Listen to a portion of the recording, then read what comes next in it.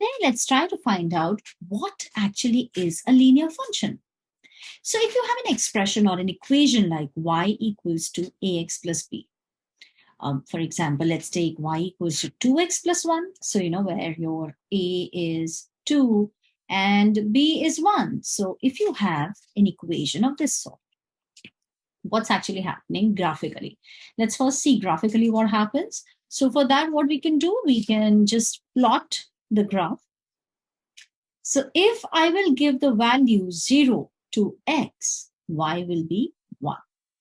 If I will give value half or say minus half, let's start with minus half to x. So minus half into 2 will give you minus 1 plus 1 gives you 0. If I give the value, say minus 1, and what will I get? I will get minus 2 plus 1, that's minus 1. If I give value half, I will get 2. If I put the value for x, if I give it value 1, I will get 3. So graphically, if I may just depict on these points, essentially what is happening, when x is half, minus half, you fetch 0. So y is 0 here. When x is 0, you get 1. When x is minus 1, you get minus 1. So the point will be here. When x is half, you are getting 2. So this will be somewhere here. When x is 1, you get 3. So somewhere here. So now if you join all these points, so you will get this line, this straight line like this, right? You will get a straight line like this. No curve. You will get a straight line like this. So what is happening here? If we let f denote, the function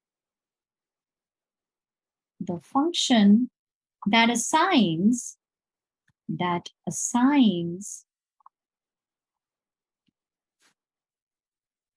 y to x, then fx is equal to ax plus b, and f is called a linear function. F is called a linear function. And let's see what else is happening here. So what will happen? If you will take any arbitrary x, take any arbitrary means random, any arbitrary x, if you take any arbitrary x, what's going to happen? F of x plus 1 minus f of x. Look at f of x plus 1 minus f of x.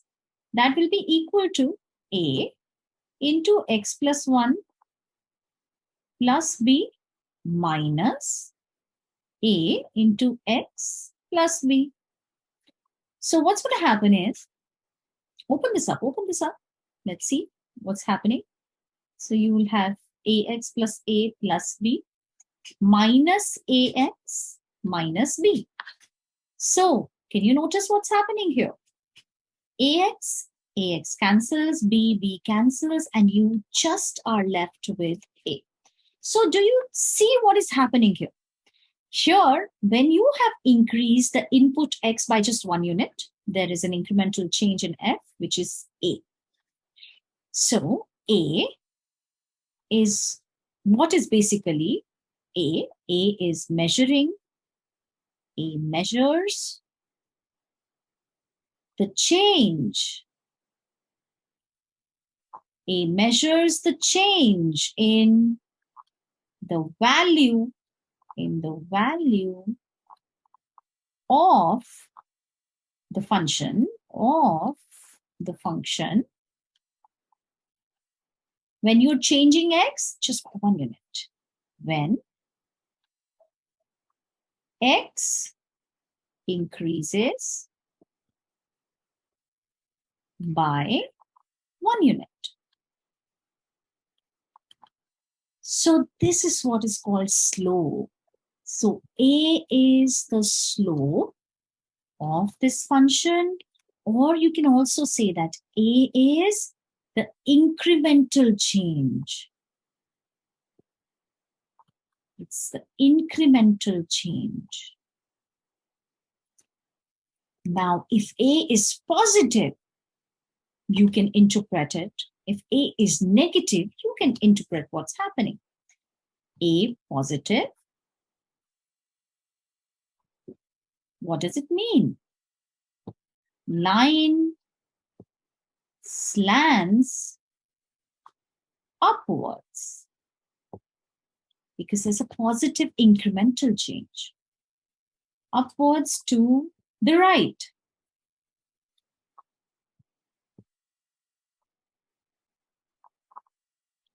To the right.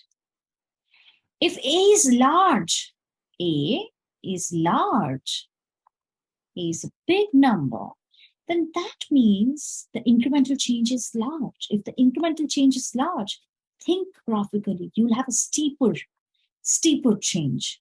So the steeper, larger the A, the steeper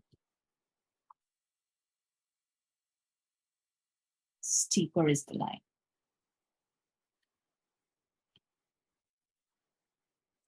A negative, then that means we're moving down. So your line will slant downwards. A negative,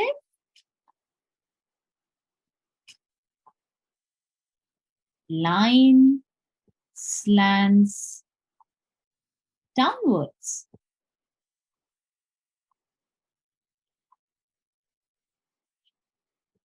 Okay, so to the right, to the right.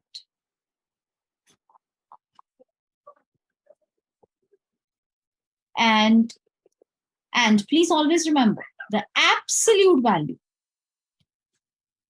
and the absolute value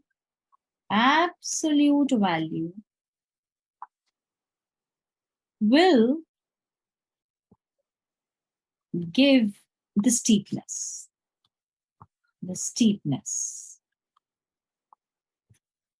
Because it could be steep downwards or upwards, right? So the absolute value tells you about the steepness. That is, you won't consider the sign plus minus. If the absolute number value is big enough, that means it would be steep. Steepness of the line.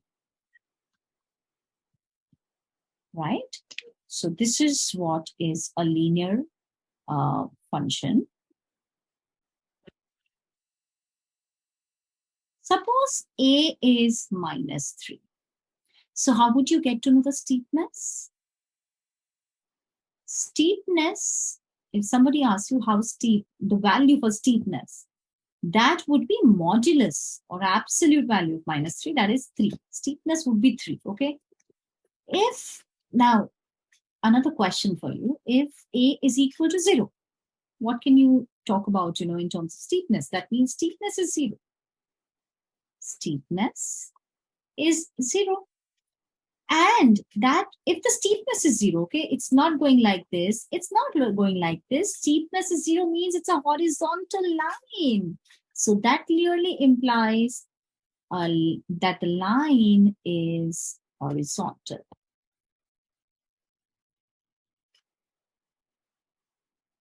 That the line is horizontal. Okay. Now, if x is 0, then what happens? Then y, which is equal to ax plus b, implies y is, just equal to b. Now this value, when x is equal to 0, the value of y, that the constant value that you get, that's called the y-intercept. That's called the y-intercept, okay? So let me just now give you a small little version of what kind of, lines you have. So we are talking about suppose your line is like this, okay? Then this point, this is B, okay? Y is equal to B here. This is what is B. So this is where X is 0 and Y is B. And the line is going like this. So clearly I can say that A is definitely positive. Similarly, if the line goes like this, again, your y-intercept is this, B. This is y-intercept when X is 0. But clearly, I know that A is less than 0. And as I said, when A is equal to 0, that is the steepness is 0. So the line would be horizontal. Line would be horizontal. And what is the y-intercept? This is the y-intercept. Okay, this is where A is actually equal to 0.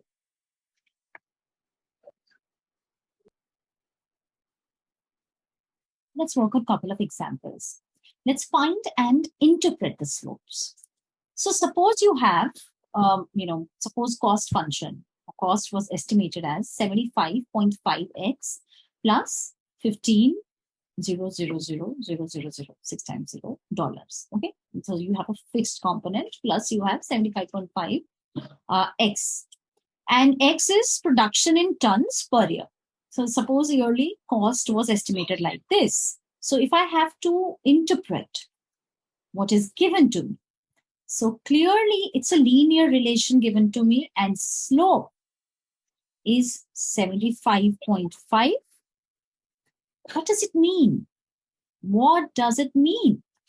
So it means that if you increase the production, if production increases by just 1 ton, it's in tons. So if production increases just by 1 ton, the increase in cost will increase by $75.5. Everything is in dollars, so $75.5. So it basically means if the slope is 75.5, it means that if production increases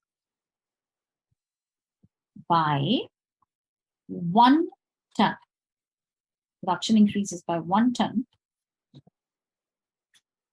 per year, to be more precise, because we're talking about per year.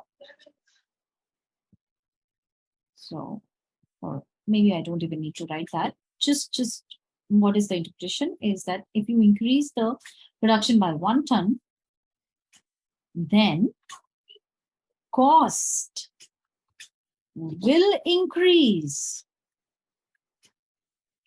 by $75.5. Definitely will increase by $75.5. That's the linear relation that you have in this case, when the cost function is given to you like this. Okay, let's take another example. So let me give you a demand function this time. Suppose Q is equal to minus 0.18 P plus 0.15, where P is basically the price per kilogram of wheat and Q is annual consumption per person. So clearly, if the relation is this, it's a linear relation, AX plus B, and your A is equal to A, which is slope, is equal to, this time it's a negative slope, minus 0.18, which basically tells you that there's a negative relation.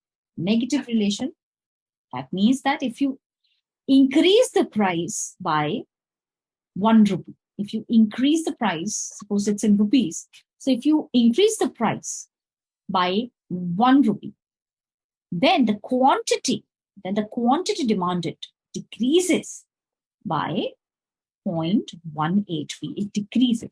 So if the price increases by rupee 1, then quantity demanded